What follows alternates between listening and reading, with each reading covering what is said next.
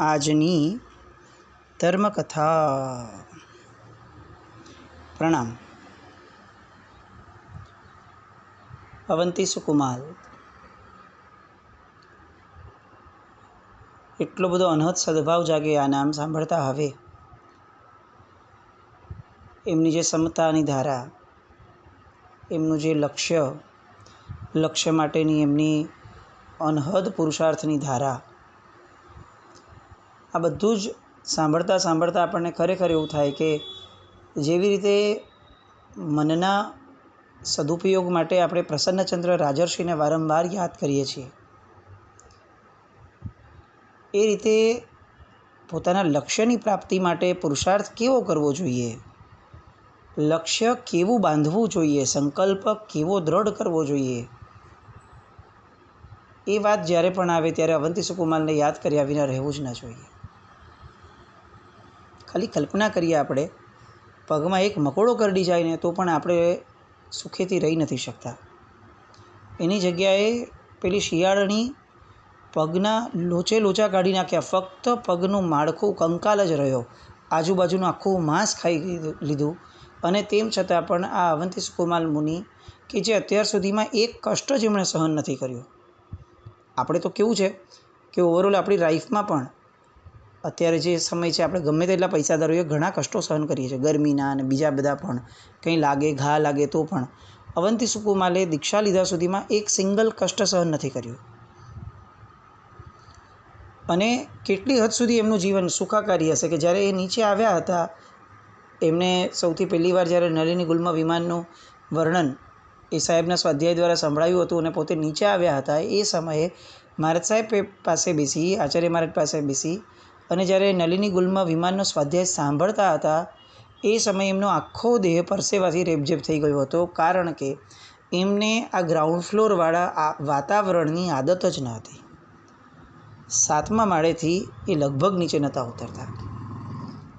આવો લાડકોડ જેના જીવનમાં જેણે પાડ્યો હોય, એ વ્યક્તિ જ્યારે કોઈ એક સંકલ્પ કરે છે ત્યારે કેટલા કમિટમેન્ટવાળા હોય છે.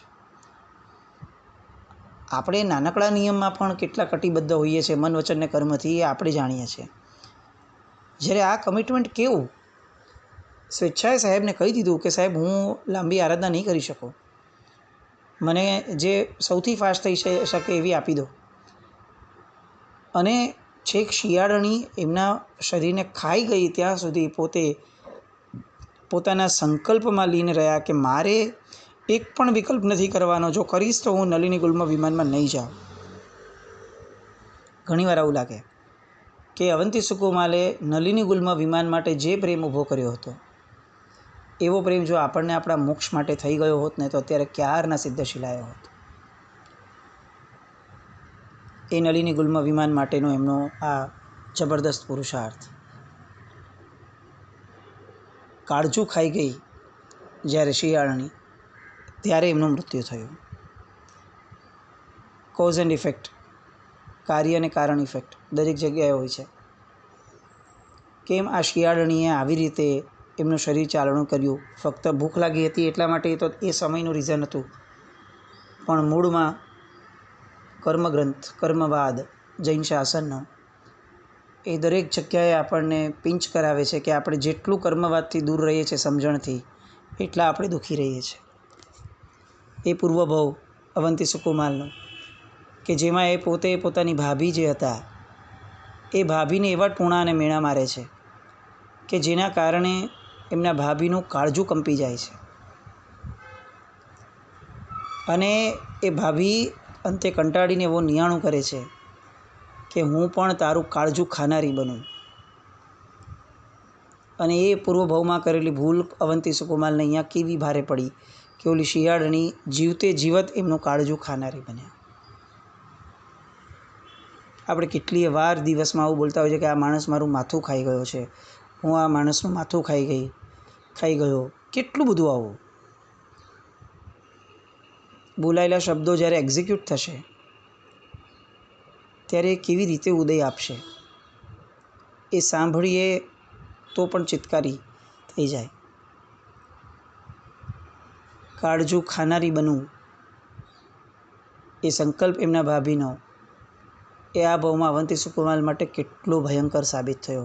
આ તો ભગવાનની અનહદ કૃપા અને અવંતી સુકુમારનો જબરદસ્ત પુરુષાર્થ કે એ ઉદયમાં એમણે નવો બંધ ન કર્યો અને સમતા ભાવે આ દુઃખને પણ એમને વેઠ્યું. પણ આપણામાં તો આવી સમજણનો ભાવ પણ ક્યાં છે? એટલે કોઈ પણ વસ્તુ બોલતા પહેલાં આપણે કેટલું બધું ધ્યાન રાખવા જેવું છે.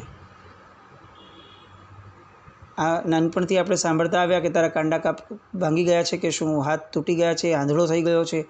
આવું બોલનાર વ્યક્તિઓ એ ભવાંતરની અંદરમાં તે પરિસ્થિતિને પામે છે. અહીંયા આ એક એની અંદર એડ થયું કે પૂર્વભાવમાં ખાલી આટલું બોલાયેલું કે તારું કાળજું ખાનારી બનવું, અને ખરેખર કાળજું ખાનારી બન્યા એ શિયાળીના ભાવમાં. આ બધું જ આપણે જીવનમાં જ્યાં સુધી નહીં ઉતારીએ ત્યાં સુધી કરેલો ધર્મ એ આપણી સદગતિ અથવા આપણી ભવાંતરની ગતિ સુધારશે એવો વિશ્વાસ કે એવો ભ્રમ રાખીને જીવવા જેવું છે કે નહીં, એ પણ એક પ્રશ્ન છે. મનના વિચારો, વચનથી બોલાયેલા શબ્દો અને કાયા દ્વારા કરાતી ક્રિયાઓ, આ ત્રણેય ભયંકર સાબિત થઈ શકે છે. અત્યારે આપણી ધર્મની વ્યાખ્યા આપણે જે કાઢી છે એટલી ક્ષુલ્લક છે કે આપણે બહુ તો ખોટી ક્રિયાઓ કરતાં બચીએ છીએ કે ભાઈ આ કરીએ તો પાપ લાગે, આ કરીએ તો પાપ લાગે. પણ પરમાત્માના શાસનનો કર્મવાદ એમ કહે છે કે તારું મન, વચન ને કર્મ ત્રણેયનું કોઈ પણ એક યોગ બળ, કોઈ પણ બળ એનો યોગ એ જો નબળો રહ્યો તો તારી ધૂળધાણી કરતાં વાર નહીં લાગે. એટલે ફક્ત ખોટું ન કરવાથી બચવું એ સફિશિયન્ટ નથી. ખોટું બોલવાથી બચવું અને એનાથી આગળ વધીને ખોટું વિચારવાથી પણ બચવું બહુ જ આવશ્યક છે. આ બધી કથાઓ આપણને એવા જબરદસ્ત માર્મિક સંદેશો આપીને જાય છે ને કે આપણને ખરેખર એવું લાગે કે ભગવાન જે કહીને ગયા છે એ પ્રમાણેનું જીવન જીવવાનો આગ્રહ જે આપણો છે ને એમાં આપણે નથી સેટલ થઈ શકતા, એટલે ફરી પાછા જે રૂટિનમાં આવી જઈએ છીએ. તો એની પ્રાથમિક ભૂમિકા રૂપે ભગવાનની આજ્ઞા કેટલી પડાય એ તો પછીનો વિષય છે. મૂળમાં જે લોકોએ ભગવાનની આજ્ઞા પાડી છે એમના જીવનમાંથી નાની નાની વસ્તુઓ શીખી અને પાપા પગલી ભરતા તો થઈએ. સીધું એમ કહી દઈએ કે ભગવાનની આજ્ઞા પ્રમાણેનું જીવન, ચારિત્ર જીવન લેવું છે એટલે બરાબર છે, સારી વસ્તુ છે, પણ એ ન થાય, એ પુરુષાર્થ, એ ભાગ્ય, એ બધું ન મળે જ્યાં સુધી, ત્યાં સુધી શું? પછી એમની જે ભગવાનની નાની નાની મહત્ત્વની આજ્ઞાઓ છે એનું શું કરવાનું? ખરાબ વિચારવું નહીં, ખરાબ બોલવું નહીં, ખરાબ ક્રિયાઓ કરવી નહીં, લોકોને ટોકીએ રાખવું નહીં, પોતાના જ્ઞાનનું પ્રદર્શન કરવું નહીં, જેવું કોઈ ખોટું કરે એટલે એની પર તૂટી પડવું નહીં, સામા વ્યક્તિનો વિચાર કરીને જ ક્રિયાઓ કરવી. જો હું દુભાવ છું તો મને જેનાથી દુભાવવાનું થાય છે એવી એક પણ વસ્તુ મારે બીજાને ન આપવી જોઈએ. આવું બધું આપણે ક્યારે શીખશું? અને આ પાયાના ધર્મો છે. વગર પાયાની ઇમારતો એ ક્યારે પણ ધણધણી ઉઠે. અવંતી સુકુમારનું આ દૃષ્ટાંત આપણા બધા માટે વેધક સાબિત થવું જોઈએ. અહીંયા અવંતી સુકુમારનું સ્મશાનની અંદરમાં જ કાળધર્મ થાય છે. પોતે નલિની કુલમાં વિમાનને પામે છે અને આ બાજુ માતા ભદ્રા અને પુત્રવધુઓ 32 એ વિચારે છે કે આ ભલે લોચ કરીને વહી ગયા છે પણ પાછા આવશે આવું વિચારીને એમની રાહ જુએ છે. સવાર પડી અને થોડોક સમય જતાં ફરી પાછા આચાર્ય સુહસ્તી મહારાજ સાહેબ પાસે બધા જ પધાર્યા. તો એમણે તો કહ્યું કે એ તો અહીંયા વયા ગયા છે સ્મશાનમાં. બધા પાછળ ભાગ્યા અને જોયું તો એમનો નશ્વર દેહ એમને જોવા મળ્યો. એટલે ભદ્રા શેઠાણીને આ જે 32 પુત્રવધુ હતા એ બધા જ આંસુ સારતા રહ્યા અને વિલાપ કરતા રહ્યા કે તારા ચારિત્રમાં અંતરાયરૂપ થવા માટે અમે તમારી પાછળ ન આવ્યા, પણ જો આવ્યા હોત તો કદાચ તમને અમે બચાવી પણ શક્યા હોત. પણ આ કેવું થયું કે તમે ચારિત્ર લીધું અને અમારું આંગણું પણ પાવન કરવા માટે ન આવ્યા. અને આ આખો જે વિલાપ છે એ વિલાપના કારણે વૈરાગ્યની પ્રાપ્તિ થઈ ભદ્રા શેઠાણી અને કુળવધુઓને, અને બધાએ એવું નક્કી કર્યું કે આપણે હવે દીક્ષા લઈશું. આ બાજુ અવંતીનું મહાજન જે છે એણે આખી ઘટના ખબર પડી એટલે ચંદનના કાષ્ઠથી અવંતી મુનિના મૃતદેહનો અગ્નિ સંસ્કાર કર્યો. હવે અવંતી સુકુમારની એક સ્ત્રી એ સમયે ગર્ભવતી હતી એટલે એને ઘરમાં રાખી અને 31 કુળવધુઓ, પુત્રવધુઓ અને ભદ્રા શેઠાણી આ 32 આત્માઓએ ચારિત્ર અંગીકાર કર્યું બીજે જ દિવસે અને આત્મકલ્યાણ સાધ્યું. આ જે ચારિત્ર અંગીકારનો મહોત્સવ થયો, એ મહોત્સવનો આખો ને આખો લાભ, એના પછીથી જે અષ્ટાનિકા મહોત્સવ થાય એનો આખો ને આખો લાભ સંપ્રતિ રાજાએ, સમ્રાટ સંપ્રતિએ લીધો. આ દૃષ્ટાંતથી સંપ્રતિના જીવનની અંદરમાં એક જે બહુ મોટું પરિવર્તન આવે છે એની વાત માટે જ આપણે આ દૃષ્ટાંત અત્યારે લીધું છે. એટલે એ મહોત્સવ સમ્રાટ સંપ્રતિ કરે છે. આ બાજુ ભદ્રા શેઠાણીને જે 32 પુત્રવધુઓ હતી એમાંની એક જે ઘરે હતી કે જે ગર્ભવતી હતી, એટલે ત્યાં રાખ્યા હતા, એને સમય જતાં પુત્રની પ્રાપ્તિ થઈ. એ પુત્રનું નામ મહાકાલ રાખવામાં આવ્યું અને એ યુવા વયનો થયો એટલે એણે પોતાના પિતાના સ્વર્ગવાસ જ્યાં થયેલો હતો, જે સ્મશાન, એ સ્મશાનમાં પર ઉપર એણે મહાકાલ નામનો એક પ્રાસાદ એટલે એક મહેલ બનાવડાવ્યો. અને અવંતી પાર્શ્વનાથ ભગવાન, પોતાના પિતાના નામથી અવંતી પાર્શ્વનાથ ભગવાન એમણે ત્યાં ભરાવ્યા હતા. બ્રાહ્મણોનું જોર વધ્યું સમય જતાં અને પાછલા સમયની અંદરમાં એ આખો ને આખો મહેલ જે છે એ બ્રાહ્મણોએ કેપ્ચર કર્યો. સિદ્ધસેન દિવાકર સુરી મહારાજ સાહેબની ઘટના થઈ વિક્રમ રાજાના કાળમાં. અવંતી પાર્શ્વનાથ ભગવાન બહાર આવ્યા, બધું આપણે જોયેલું છે વિક્રમ રાજાના ચરિત્રમાં. પણ મૂળમાં આ જે મહાકાલ નામનો મહેલ હતો એ આજે પણ ઉજ્જૈનની અંદરમાં શંકર ભગવાનના પ્રાસાદ તરીકે, આવાસ તરીકે, સ્થાન તરીકે પૂજાય છે. અને એટલો બધો જાગતો મહેલ ગણાય છે કે મહાકાલ માટે એવું કહેવાય ત્યાં જે અત્યારે છે બિરાજમાન ઉજ્જૈનમાં, કે ત્યાં એમની આરાધના કરનાર વ્યક્તિ એ ક્યારે પણ સુખેથી રહી શકતો નથી.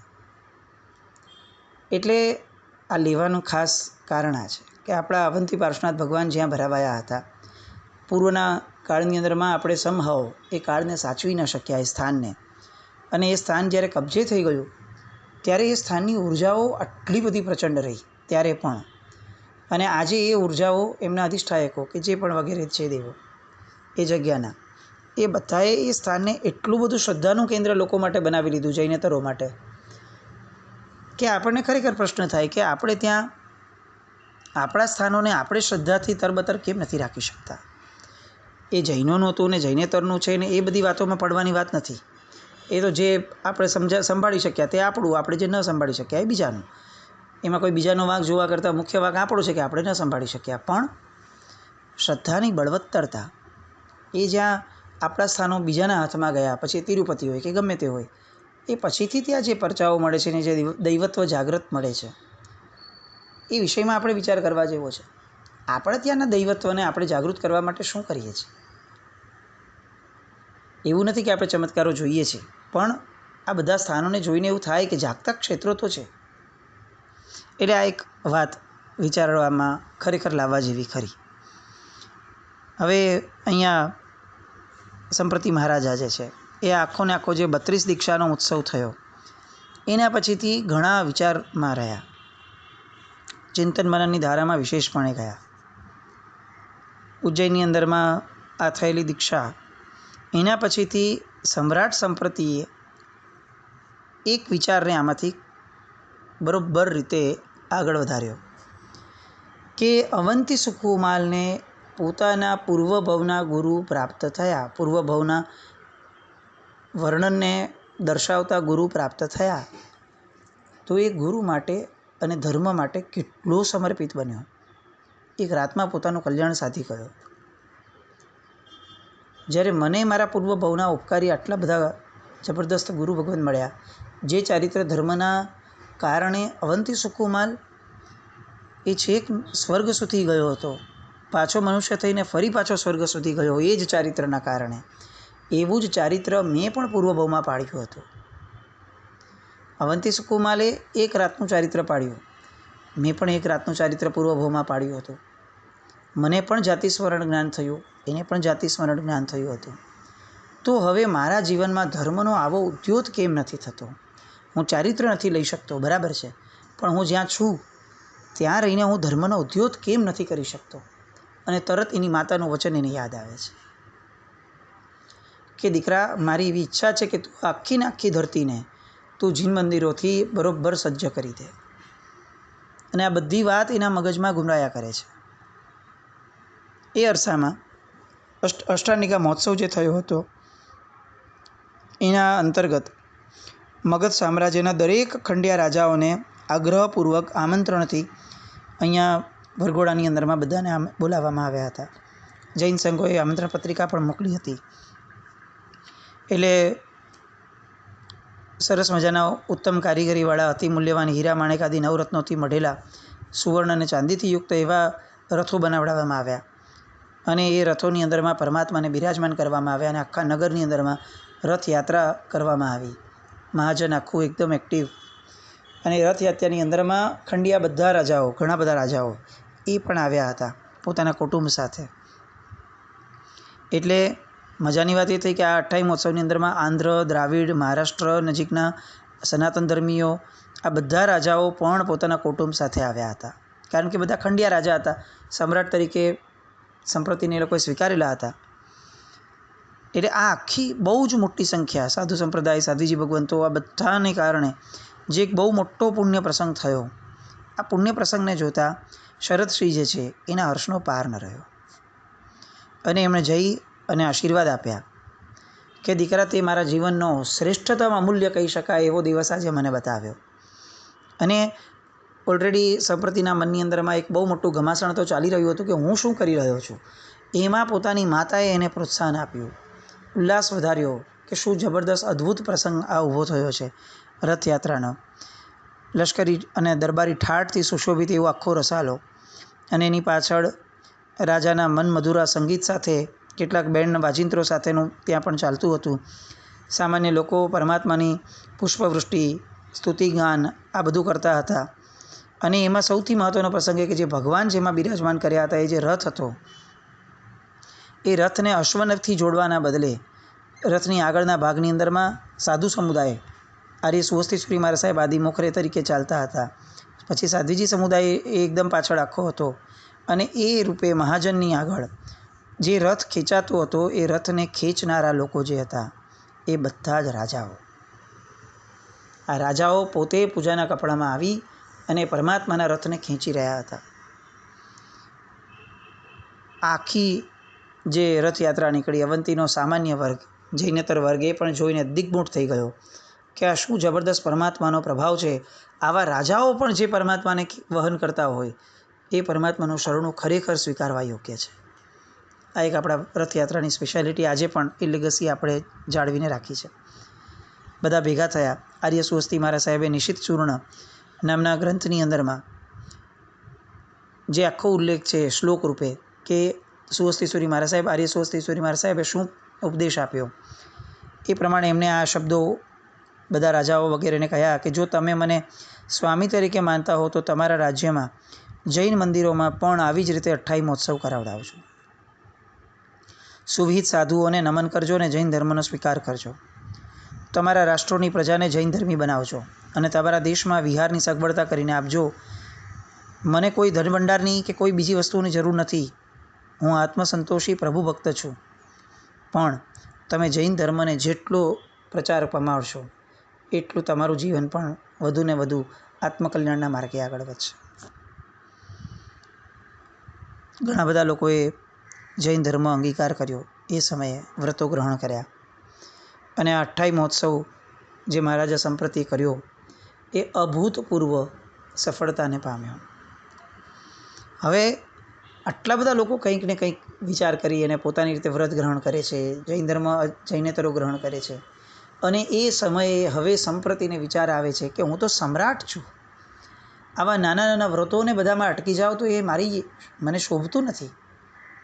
મારી ગરિમા એમાં છે કે હું કંઈક એવો નિયમ લઉં કે જે નિયમ સમ્રાટપણાને છાજે.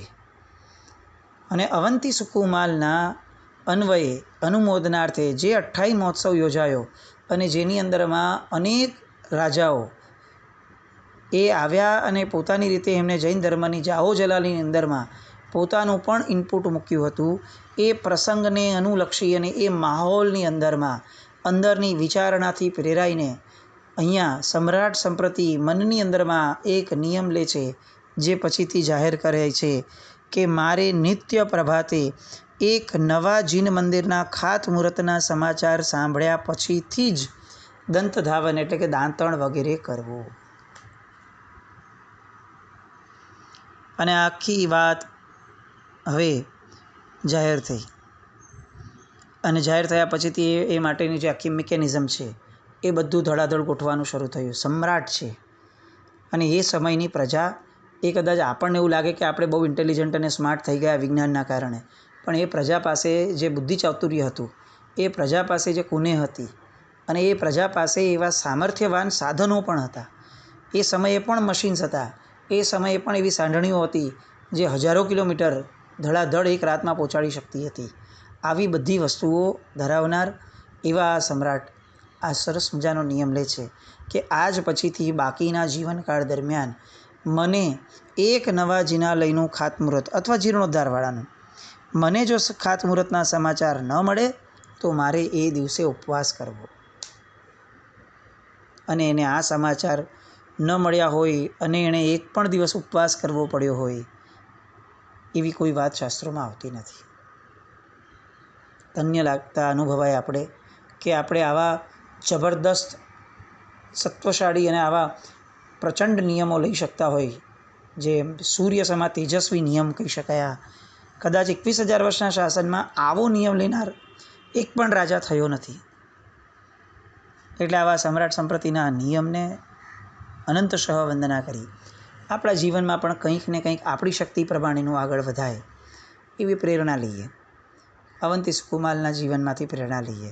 એટલીસ્ટ નબળા શબ્દો, નબળા વિચારોથી દૂર થતા થઈએ. આવું કંઈક આપણા જીવનમાં થાય એવી શુભ મંગલ કામના. જીનાકના કંઈ પણ બોલાય તો મિચ્છામિ દુક્કડમ જૈનમ જયતિ શાસનમ.